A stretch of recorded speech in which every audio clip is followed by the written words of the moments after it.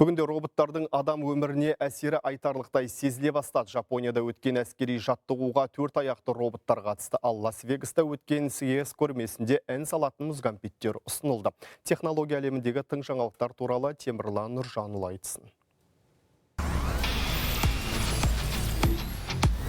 Бұрын соңды болмаған оқиға. Жапонияда өткен құрлықтағы өзін-өзі қорғау күштерінің әскери жаттығуына 4 аяқты роботтар қатысты.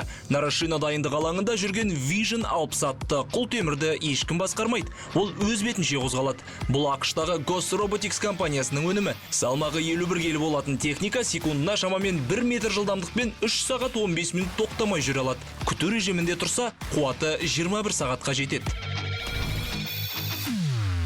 Музыканы тыңдап қана қоймай, оның дәмінде татуға болатынын білесіз бе?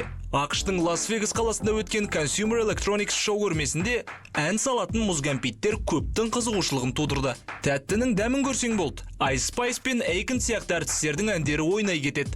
Lollipop Star компаниясының өнімі сүйек өтімділігі технологиясы арқылы жұмыс істейді. Яғни дыбыс бас сүйек арқылы құлаққа жетеді.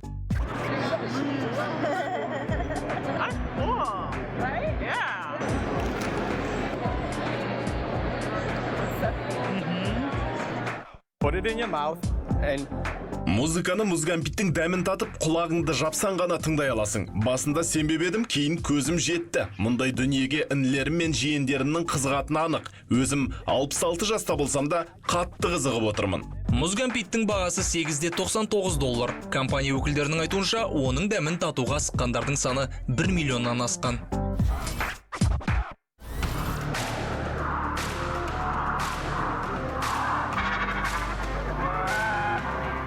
Дәл сол көрмеде конструктор ойыншық өндіретін Lego компаниясы жаңа ақылды технологиясын таныстырды.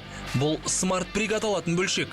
Ол кәдімгі Lego кірпішіне ұқсайды, бірақ басқа бөлшектермен әрекеттескенде жарық беріп дыбыс шығарады. Мысалы, ұшаққа орнатса, аспанға самғаған көліктің дауысын шығарады.